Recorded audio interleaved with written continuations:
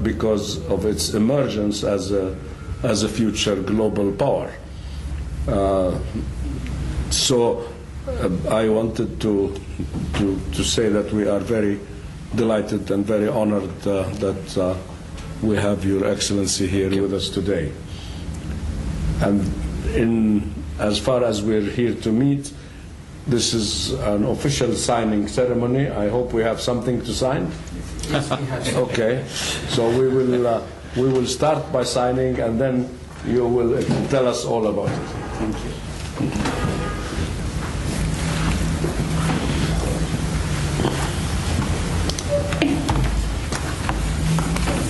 Do you want us to sign the last page only?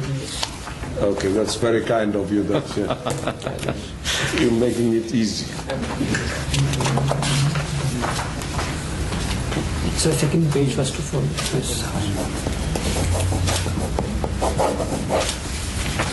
And one more, sir. Also another page? Yes, sir. One more page? Second one. Right, the second one. Who's the last Here, page? here, third. Where? Why? Yes, sir. Okay. I have learned to trust my colleagues, so I will sign as you do say. You know, if this question of trust we learn at a very early stage in our life. When I took my first haircut, I was wondering, how do I give myself to this man with the knife and the scissors? So it finally turned out that we have to do that.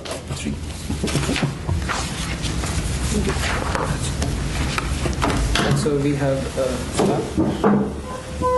Thank you.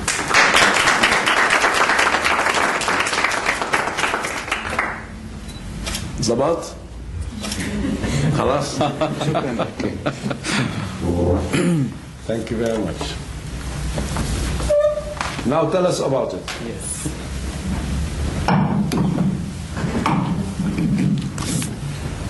Good morning, ladies and gentlemen. My name is Kamal.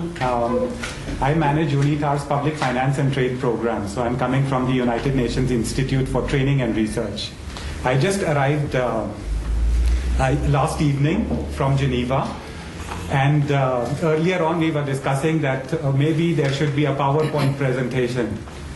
And then we said, well, there may be a written statement. And when I hear the eloquent speech and statement made by the president here, Mr. Abu Ghazaleh, I would say that I would want to probably start by sharing with you a proverb from my country. So, yes. The proverb, it goes like this. The human brain starts working the moment you are born, but never stops until you decide to stand up and speak in public.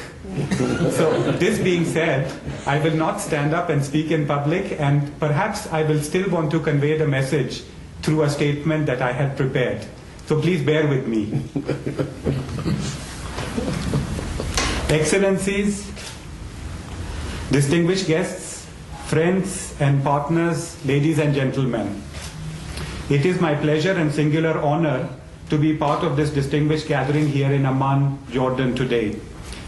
I mentioned already, my name is Kamal, and I manage and coordinate UNITAR's training programs in public finance and trade, which also include training programs in the areas of intellectual property.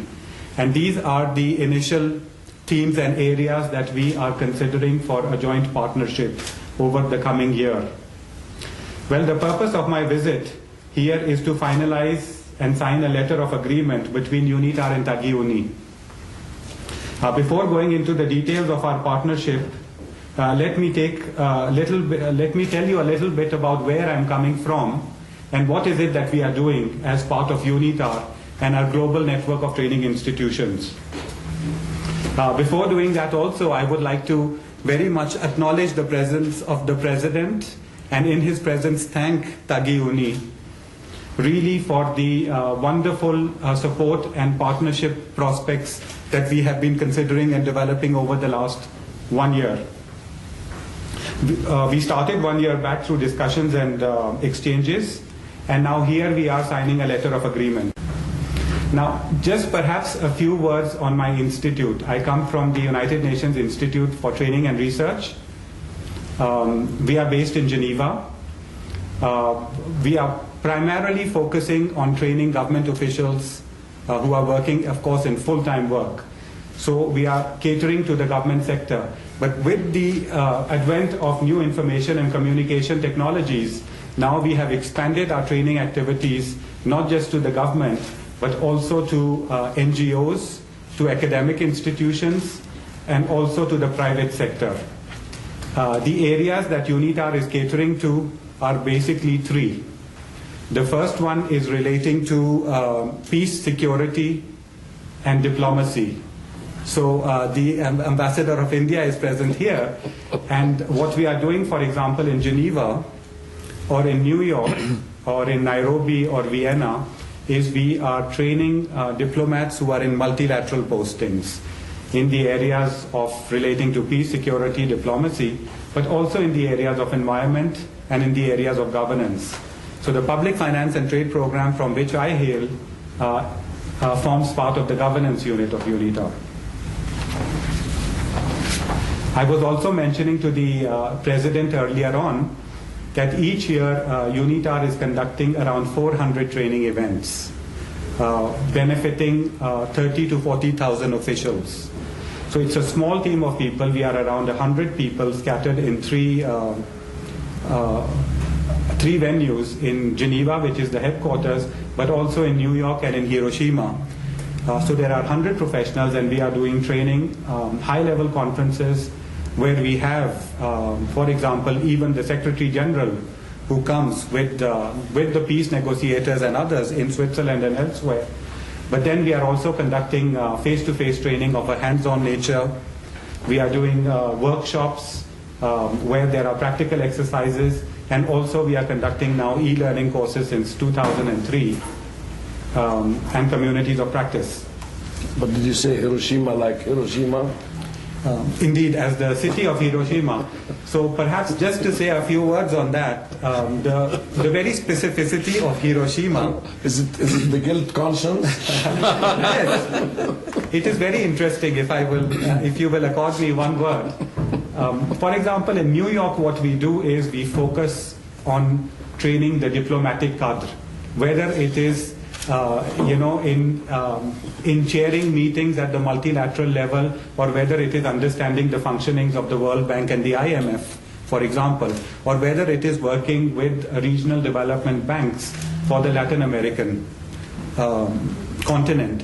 In Hiroshima, what we are doing is we are bringing civil servants and public officials from post-conflict regions, and we are bringing them to Hiroshima. And I really believe in this program because it is not just about training, but it is also about giving them hope.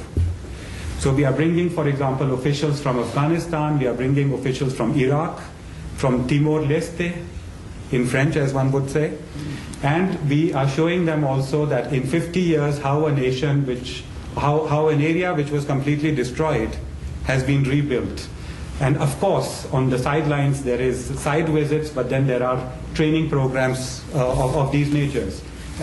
So, I mean, this is also financed by the government of Japan and by the international community.